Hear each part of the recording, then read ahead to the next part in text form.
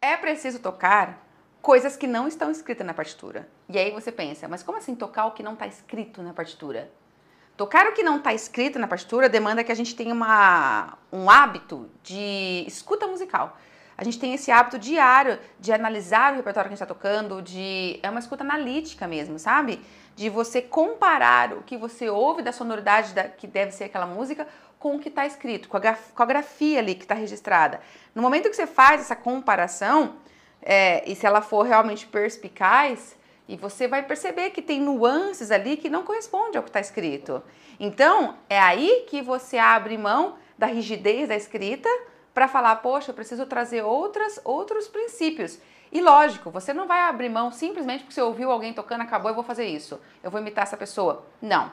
Vai pesquisar a fundo, né? Nesse processo da gente crescer musicalmente, ter maturidade musical, nós não precisamos aceitar qualquer fala, mesmo que essa fala seja uma fala musical, né, o discurso musical, aceitar qualquer fala puramente, cegamente, é assim, ele fez assim, eu imito ele. Não, você vai comparar e falar, poxa, tá diferente da escrita aqui, que eu sei ler a escrita, eu tenho precisão de leitura rítmica das notas, eu tô fazendo isso e tá diferente do que ele toca. Por que ele toca assim?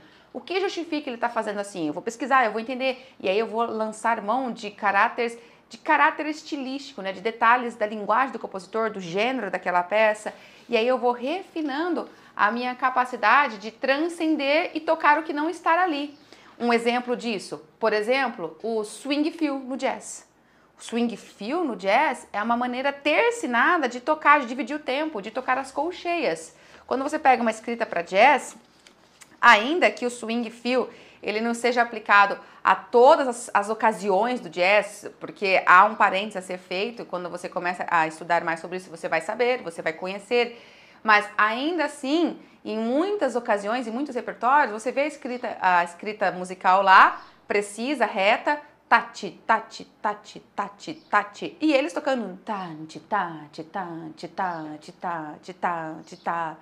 E muda a forma de executar a rítmica, porque vem dessa ideia de dividir o pulso em três.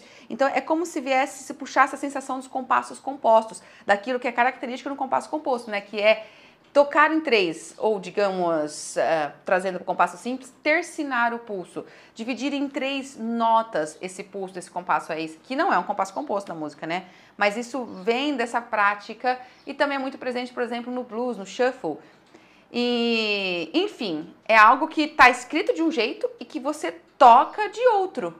Esse é um exemplo de quando nós precisamos transcender, porque senão a música vai ficar totalmente diferente do que é. E vale aí para você uma deixa, para você que gosta, que curte jazz, que está estudando algum repertório, que está começando nessa área, busca mais. Você vai ver que o swing, o termo swing, né, ele é usado em diferentes situações. Ele pode também se aplicar às questões do swing note ou até ao gênero do swing, enfim, que é um estilo de jazz, mas quando a gente pensa no swing feel, é essa característica de mudar ligeiramente a subdivisão das colcheias. E é uma mudança que não está escrita, que a única indicação que tem na partitura é isso aqui. Às vezes na partitura, deixa eu achar a minha caneta. Onde será que tem uma caneta para escrever aqui, ó?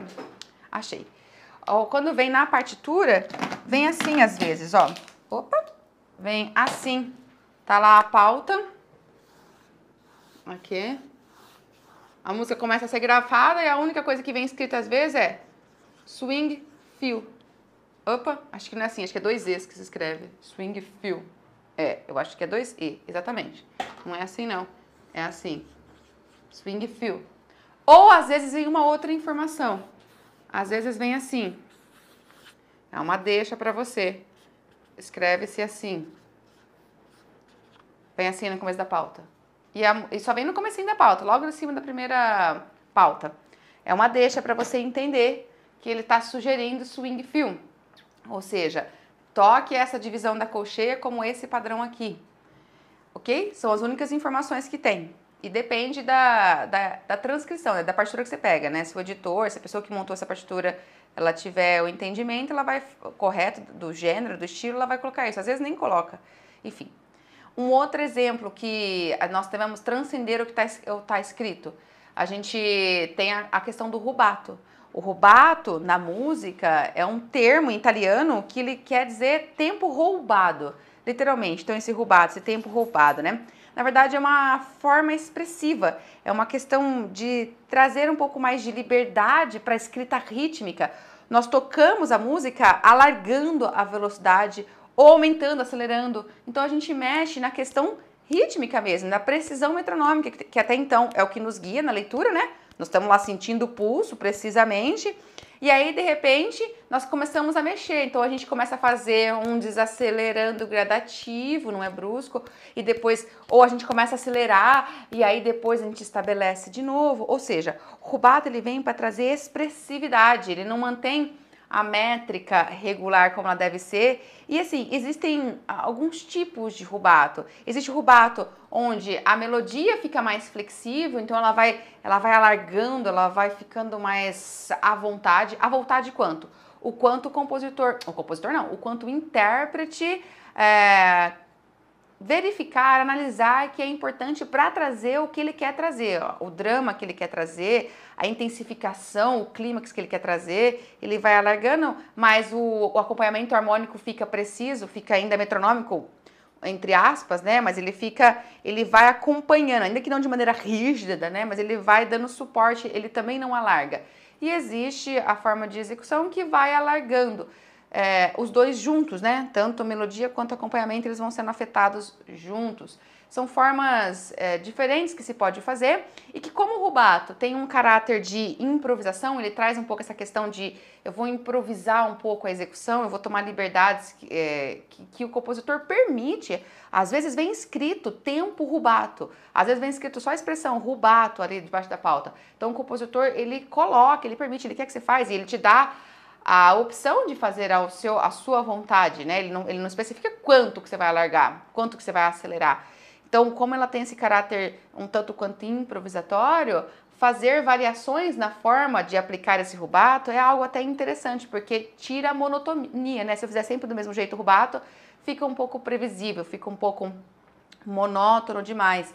E essa questão do rubato, ele está frequentemente associado ao período romântico da música, onde os compositores começaram a usar isso, começaram a registrar isso na partitura, porque isso correspondia a uma necessidade estética do período, que era colocar expressividade, colocar carga emocional na forma de tocar. E isso vinha, essa afetação, né, essa entrega expressiva, tinha no rubato um dos recursos de apoio para isso. Então, sim, é muito frequente no período romântico, ok? Tanto que dentro do repertório, por exemplo, do piano, quando a gente pensa em rubato, a gente já pensa em compositores como Chopin, que usaram, que escreveram rubato, mas não precisa necessariamente estar vinculado ao repertório de Chopin, e não necessariamente precisa estar escrito rubato para que eu possa tomar uma liberdade interpretativa de colocar o rubato ali no repertório do século XIX, porque é algo que corresponde com a estética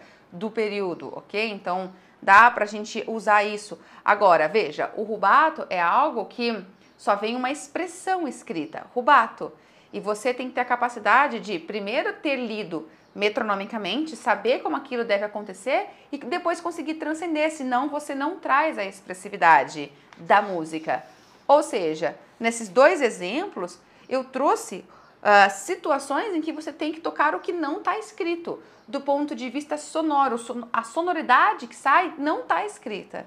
E você tem que transcender e tem que conseguir tocar, trazer essa sonoridade. É um desafio, mas é um desafio de estilo, faz parte da construção da performance, daquela necessidade interpretativa.